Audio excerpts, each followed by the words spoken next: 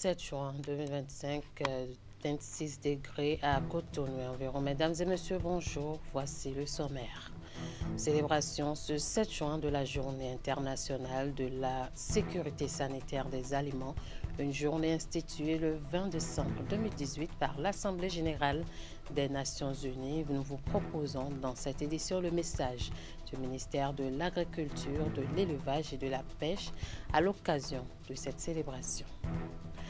Jacques Ayadji encore sur le pont de Ouamin. Cette autre visite fait suite à l'alerte des populations sur la défectuosité des voies d'accès à l'ouvrage. Les précisions à suivre dans cette édition. Et puis, la communauté musulmane au Bénin a célébré ce vendredi l'Aïd el-Kébir. Les fidèles musulmans de Semekpoudji ont également honoré ce précepte du prophète Mahomet à travers la prière de la Tabaski. Suivez l'essentiel à retenir dans ce journal.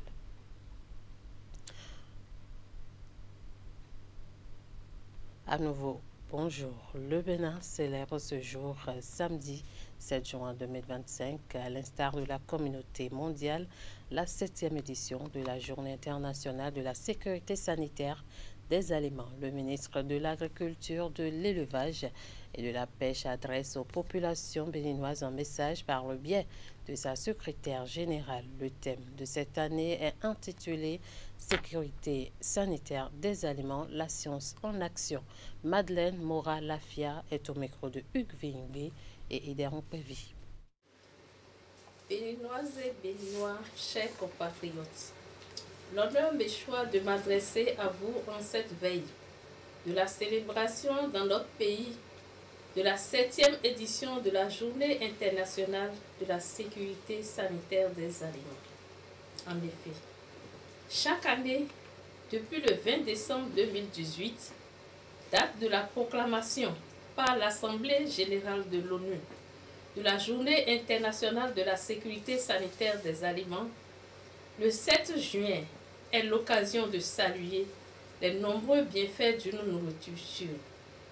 Cette journée a été instaurée pour renforcer la sensibilisation à tous les niveaux, promouvoir et faciliter les actions en faveur de la sécurité sanitaire des aliments sur la base de principes scientifiques conformément aux mesures de l'Organisation mondiale du commerce.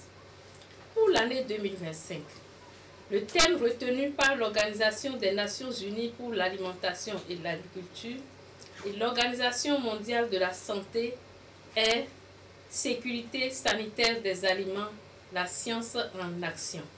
En effet, la science est au cœur de la sécurité sanitaire des aliments. Elle nous aide à comprendre ce qui rend les aliments dangereux et nous guide dans la prévention des maladies d'origine alimentaire. Le thème de cette édition met en avant l'importance des connaissances scientifiques pour réduire les maladies, diminuer les coûts et sauver des vies. Par ailleurs, l'accord sur l'application des mesures sanitaires et phytosanitaires précise que les réglementations doivent être fondées sur des données scientifiques. Cela suppose que les mesures prises en matière de sécurité sanitaire des aliments doivent être fondées sur une évaluation appropriée des risques et où l'approche suivie est cohérente et non arbitraire. Dans son message adressé en prélude à cette célébration, la secrétaire générale du ministère de l'Agriculture, de l'Élevage et de la Pêche a également rappelé les efforts réalisés par le gouvernement dans le registre de la sécurité sanitaire. Elle lance aussi un appel aux populations. On va suivre. Au niveau national, les efforts déployés par le gouvernement du Bénin, avec à sa tête son Excellence Patrice Athanase Guillaume Talon, président de la République, ont permis de doter la structure en charge de la sécurité sanitaire des aliments d'un comité scientifique chargé de l'évaluation des risques et d'émission des avis scientifiques sur des sujets de sécurité sanitaire des aliments pour des prises de décision éclairées. Grâce à l'appui de ce comité scientifique, chaque année, des plans de surveillance et de contrôle des contaminants dans les aliments sont élaborés et mis en œuvre permettant ainsi de recueillir, rassembler et analyser des données scientifiques et techniques afin de caractériser les risques. Malgré ces efforts, plusieurs défis liés au renforcement de la science et du système sanitaire national de sécurité sanitaire des aliments restent à surmonter.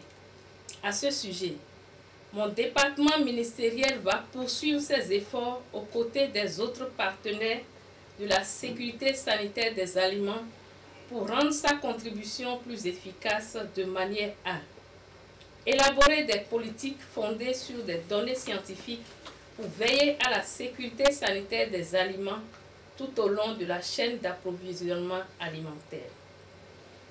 Rassurer les consommateurs sur la sécurité sanitaire de leurs aliments et gérer les nouveaux risques.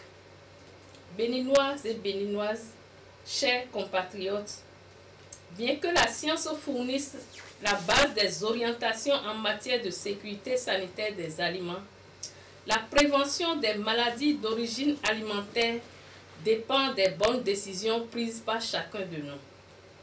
Ainsi, les entreprises du secteur alimentaire sont appelées à mettre en œuvre des programmes fondés sur des données scientifiques probantes afin d'identifier les risques de contamination potentielle et veiller à la manipulation, la transformation, la distribution et l'entreposage sur des aliments. Renforcer les pratiques de sécurité sanitaire des aliments en veillant à l'éducation et à la formation continue des employés sur les dernières pratiques en matière de sécurité sanitaire des aliments et sur les nouveaux risques. Les consommateurs, quant à eux, sont invités à rester informés, suivre et appliquer les conseils des autorités nationales en matière de sécurité sanitaire des aliments. Le ministre conseiller aux infrastructures et au cadre de vie était ce jeudi sur le pont de Ouama 2 alerté par les grognes des populations relatives à la défectuosité des voies d'accès à l'ouvrage. Jacques Ayadji est allé rencontrer les populations de Ouama pour leur apporter tout le soutien du gouvernement, très attentif à leurs conditions de vie. Virgile Arodayon, Védéon Pévi pour les détails. Cette descente de Jacques Ayadji sur le pont de Ouama 2 fait suite aux grognes des populations qui ne profitent pas encore pleinement de l'ouvrage. Ce n'est pas les autorités que nous sommes qui vous ont appelé directement. C'est parce que vous avez écouté le cri de cœur de la population, ce qui vous a fait déplacer ici aujourd'hui. L'État nous a construit un joyau comme ça. Et tout juste après avoir mis les goudrons là, peu de temps après, la voie a commencé par dégrader, ce qui cause assez d'accidents. Tel que mes prédécesseurs l'ont dit, c'est le bout qui reste là. On a du goudron qui est un peu joint au pavé. Donc ce n'est pas bien collé. Je ne suis pas technicienne. Vous avez déjà diagnostiqué ce qu'il faut faire pour que nos paisibles populations puissent quand même jouir de cette voie-là. Au lendemain de la mise en service du pont de Ouama 2, le ministre conseiller aux infrastructures et au cadre de vie avait négocié et obtenu de porter au Bénin l'aménagement provisoire des deux accès à l'ouvrage. Les populations avaient l'impression que les voies d'accès étaient déjà réalisées et qu'elles ne sont pas durables. Ce n'est pas le cas. Ce qui est fini, complètement fini au niveau du pont de Ouama, c'est l'ouvrage lui-même. Et cet ouvrage est achevé depuis février 2023. Ces voies d'accès ne sont pas encore réalisées. C'est l'entreprise Porteo qui nous a aidés gratuitement à faire d'abord ça pour permettre aux populations d'être en train d'utiliser ces voies d'accès dans cet état-là. Et ce que les populations déplorent aujourd'hui, c'est que ces nids de poules, après les pluies là, lorsqu'ils sont remplis d'eau, ils n'arrivent pas à savoir qu'il y a de nids de poules là et puis ils tombent dedans par inadvertance. Et ça crée des accidents, il y a même des pertes en vies humaines. Face à cette nouvelle situation à Ouama, l'entreprise Sogias Atom qui a réalisé l'ouvrage a été sollicitée pour procéder sans délai au bouchage des trous en attendant que les deux accès au pont soient aménagés en matériaux définitifs. Après le pont de Woma, le ministre conseil aux infrastructures s'est rendu sur les voies d'accès au centre hospitalier international de Calavichik. Jacques Ayadi et sa suite sont allés aux nouvelles après quelques plaintes relatives à l'inondation au niveau de ces voies d'accès. Suivez plutôt. Notre projet, c'est de desservir l'hôpital de référence. Mais pour le faire, il faut faire en même temps le collecteur qui est prévu en dessous. Donc ce collecteur a été réalisé dans des profondeurs variant de 7 à 12 mètres, le collecteur. Et c'était prévu que la suite du collecteur puisse aussi démarrer dans la foulée pour qu'à la fin de notre projet, les exutoires soient déjà fonctionnels, afin que les eaux qu'on ne draine pas ce collecteur puissent aller jusqu'au lac. Mais malheureusement, jusqu'à cette date, ces travaux n'ont pas encore démarré, ce qui fait que notre ouvrage fonctionne en charge. Donc les eaux qui y rentrent, donc, ça remplit le collecteur. Et on a eu plusieurs pluies, donc ce qui fait que le collecteur a été vite rempli. Et c'est le trop-plein maintenant qui ressort. Donc toutes les eaux venant de ce côté arrivent par cette chaussée qui n'a pas un système d'assainissement fonctionnel. Ce qui fait que les ouvrages que nous on a fait de ce côté pour pouvoir capter des eaux sont insuffisants. Puisque c'est prévu sur cette rue un collecteur de section 200 par 200 pour pouvoir collecter toutes ces eaux et venir les connecter à notre collecteur qui est enterré. Les populations pensent que c'est une mauvaise exécution des travaux par Sogea Satom qui est à la base de cette situation. Ce n'est pas le cas. L'ouvrage du collecteur qui doit drainer les eaux vers sa destination finale n'est pas encore réalisé. Alors qu'il y a une entreprise qui a été sélectionnée pour faire ces ouvrages-là, qui ne réagit pas depuis plus d'1 an. Donc c'est parce qu'il n'y a pas ce collecteur-là que l'eau reste là, malgré le grand bassin qui est construit ici. Vous avez vu tout à l'heure. Et la descente et la situation de maintenant nous a amené à envisager de mettre un système de pompage là, avec une brigade permanente qui sera là. Et dès qu'on constate que le bassin est en train de se remplir alors que la pluie n'a pas cessé, on va mettre la pompe en marche pour pomper l'eau jusqu'aux ouvrages de la route nationale inter-État qui est déjà conduit vers son exutoire naturel. Donc voilà à peu près ce que nous avons fait aujourd'hui. On ouvre un autre registre dans ce journal connu également sous le nom de la Grande Fête ou la Fête du Sacrifice du Mouton. L'Aïd el-Kébir a été aussi célébrée ce vendredi 6 juin 2025 à Djougou. Richement habillés, les fidèles musulmans ont massivement effectué le déplacement de la Grande Place Idi, située au quartier Éric Péganin. Ce jour de grande spiritualité a mobilisé tête couronnée, autorités politico-administratives, guides religieux et autres fidèles pour rendre gloire à Allah à l'occasion de cette fête commémorative. Abdou Sabi Idrissou. C'est un balai incessant des têtes couronnées, guides religieux et autres fidèles musulmans sur cette légendaire place Idi de Djougou. 70 jours après la fête de Ramadan, les voici massivement mobilisés pour la grande prière de l'Aïd el-Kébir.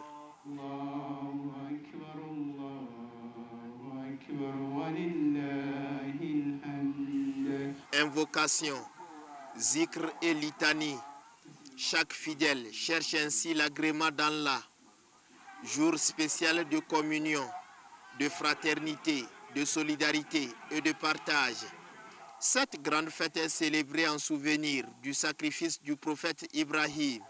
Ô musulmans, Allah a légiféré pour vous en ce jour un certain nombre d'œuvres de rapprochement et d'obéissance. Et cela du fait qu'Allah a ordonné à Ibrahim alayhi salam de sacrifier son fils Ismaïl à Allah, que la paix soit sur eux. Mais par la grâce d'Allah, lorsqu'Ibrahim se soumit à Allah, Allah racheta Ismaïl de façon symbolique par une immense bête de sacrifice. Retenez enfin, fidèles musulmans, que le sacrifice ne doit être égorgé que s'il est saint et rigoureusement après la prière de l'Aïd. Allah est le plus grand, Allah est le plus grand, Allah est le plus grand. Ô serviteurs d'Allah, la prière est le pilier central de l'islam. Elle éloigne de l'obscénité et du mal. Pour finir, je vous exhorte à faire preuve de piété envers les parents. à veiller sur les liens de parenté, à la bienveillance envers les orphelins et les proches. Une fois la mise en place terminée, c'est la concentration dans la prière.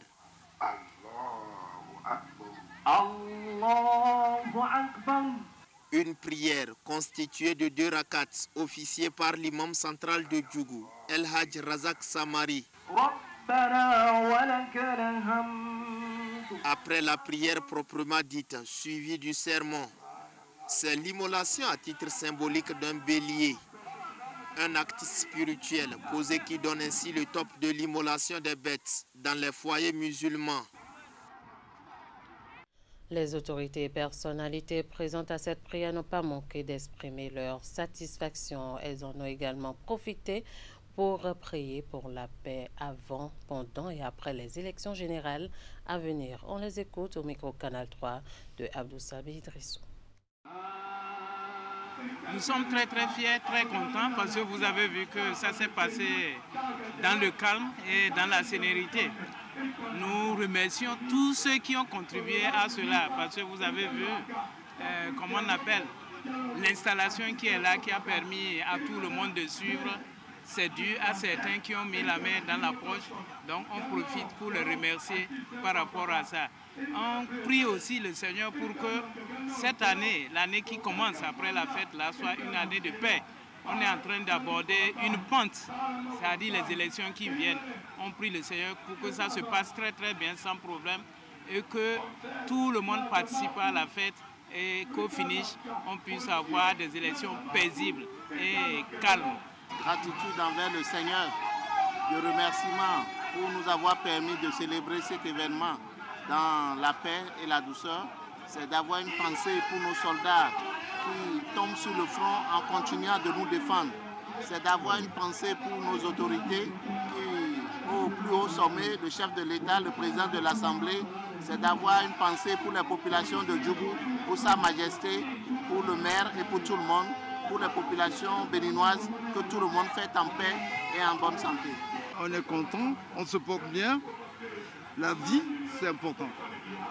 Il faut que Dieu nous prête vie et qu'on puisse vivre selon les règles qui permettent aux autres de vivre aussi en paix. La religion, elle est là pour ça. Nos leaders religieux, ils l'ont dit, il faut qu'on les écoute.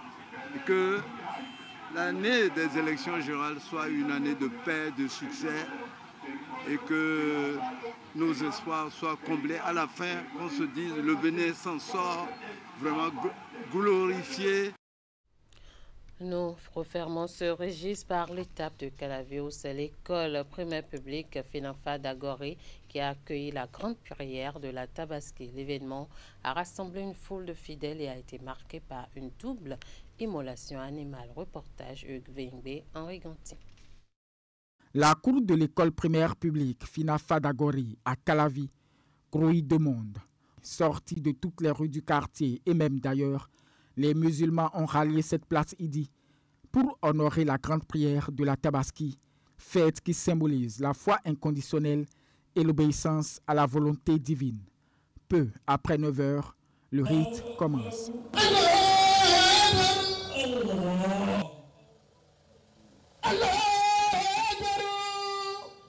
Le sermon de l'imam est le point d'orgue de cette prière.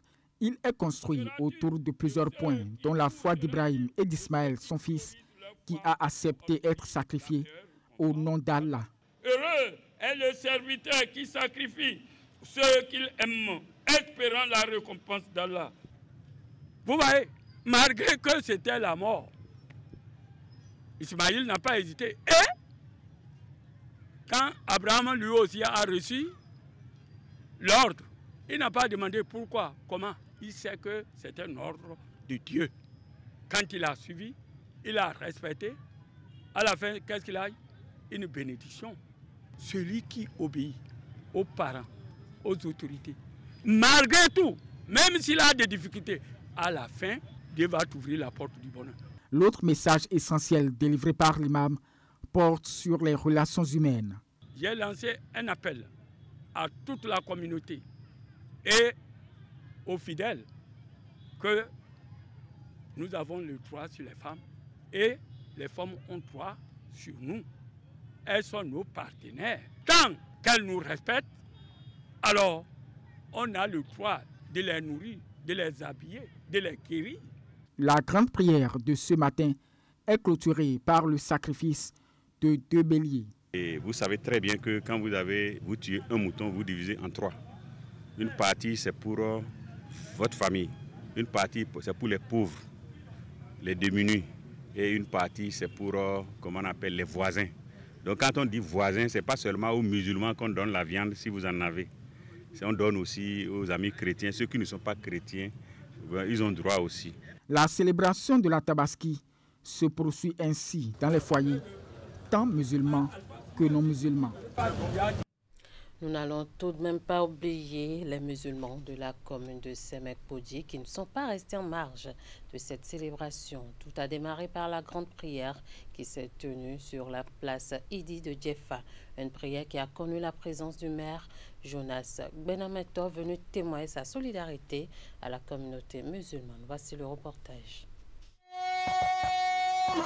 Ils étaient nombreux ce matin à répondre à l'appel de la foi. À la place Idi de Djefa, dans la commune de Semek-Podji, les fidèles musulmans se sont rassemblés pour célébrer l'Aïd el-Kébir, l'une des plus importantes fêtes de l'islam.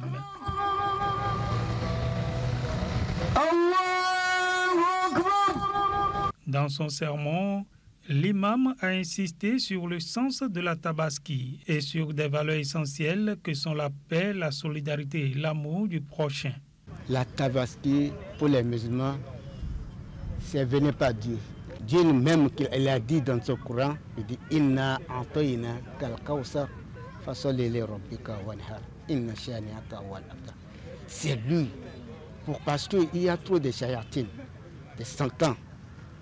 Hein? À la fin de l'année, il y a beaucoup de choses qui font. Pour évacuer toutes les mal là, il faut guérir les moutons. Il faut faire un grand sacrifice. Le sacrifice là que vous faites là, ça va les percher.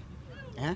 Ça va les évoquer, ça va les noyer de vous avec des mal, avec des riches pour le peuple et pour les humains aussi. Parmi les fidèles présents, un invité de marque, le maire de la commune, Jonas Benameto. L'autorité communale a tenu à marquer sa solidarité avec la communauté musulmane. Nous sommes là en tant que représentants de l'État central. Et lorsque nous devons prendre exemple sur notre président, son Excellence M. Patrice Talon, c'est qu'il est devenu aujourd'hui l'organisateur principal de toutes les congrégations religieuses. C'est lui qui apaise, c'est lui qui réorganise, c'est lui qui motive. Donc nous devons, comme on le dit, mettre les pieds sur ses traces et faire en sorte que toutes les communautés se sentent assistées par les représentants du pouvoir central. Sous le signe du partage et du rassemblement, l'Aïd el-Kébir 2025 aura été à Semek-Podji bien plus qu'une fête. Ce fut un moment d'unité. On parle à présent éducation et formation professionnelle. Préparer la jeunesse aux métiers d'avenir, c'est le pari que fait la Haute École de numérique et des sciences des affaires, ENSA. À travers des formations professionnelles, l'établissement outille ses étudiants pour répondre aux exigences du marché actuel. Les soutenances de fin de formation de la première promotion viennent de consacrer des mois de travail de recherche et d'innovation. Teddy Koudalo nous fait découvrir ce lieu d'éducation, Siago Doma, dans la commune d'Abomey-Calavi. Les seuils de validation. Fresnelly Ange et Émeric sont ici en pleine soutenance en vue de l'obtention de leur diplôme de licence professionnelle. Leur travail de recherche porte sur les impacts des outils digitaux dans la gestion des projets en entreprise. À l'issue des appréciations du jury, ils décrochent la mention « Très bien ». Pour dire vrai, je suis très content. À l'instar du binôme Fresnelly Ange et Émeric, plusieurs autres candidats présentent également leurs travaux de recherche devant des jurys exigeants. J'ose dire qu'on s'est défendu de très bonne façon. C'était très bien, c'était excellent pour mon point de vue. Nous voyons la prestation de notre première promotion d'étudiants et cela prouve que et le promoteur et tous ceux qui sont derrière ne se sont pas trompés en ce qui concerne la création d'une université spécialisée dans le domaine du numérique. À la Haute École du numérique et des sciences des affaires ANSA, plusieurs filières sont ouvertes et reconnues par les autorités en charge de l'enseignement supérieur au Bénin. ANSA est la toute première école supérieure privée du numérique au Bénin et nous proposons plusieurs filières, à savoir chef de projet digital, e-commerce et marketing numérique, développeur web, entrepreneur gestion de projet, banque et finance et bien d'autres filières. Nous mettons vraiment une qualité dans tout ce que nous transmettons comme compétences aux étudiants. ANSA est en partenariat avec l'école multimédia de Paris. Les soutenances s'y déroulent en deux options, l'option béninoise et française. Aujourd'hui, c'est la soutenance des étudiants en option béninoise, mais dans quelques semaines, ça sera la soutenance des étudiants en option française, le 25 juillet. Donc ces étudiants vont décrocher un diplôme français tout en étant sur le territoire béninois. Et les Béninois qui sont ici, qui veulent décrocher le diplôme béninois, ils vont participer à l'examen national d'ici quelques semaines et décrocher un diplôme d'État béninois dans le numérique. Et c'est une première fois dans le pays. Déjà 3 années d'existence et la Haute École du numérique et des sciences des affaires continue de s'affirmer comme un acteur clé de l'enseignement supérieur au Bénin. Et voilà qui met fin à ce journal. Merci de nous avoir suivis. Merci à toute l'équipe de rédaction, de réalisation et de diffusion. Bonne suite de célébration à la communauté musulmane et bonne fête de Pentecôte à toute la communauté chrétienne. Merci de nous avoir suivis.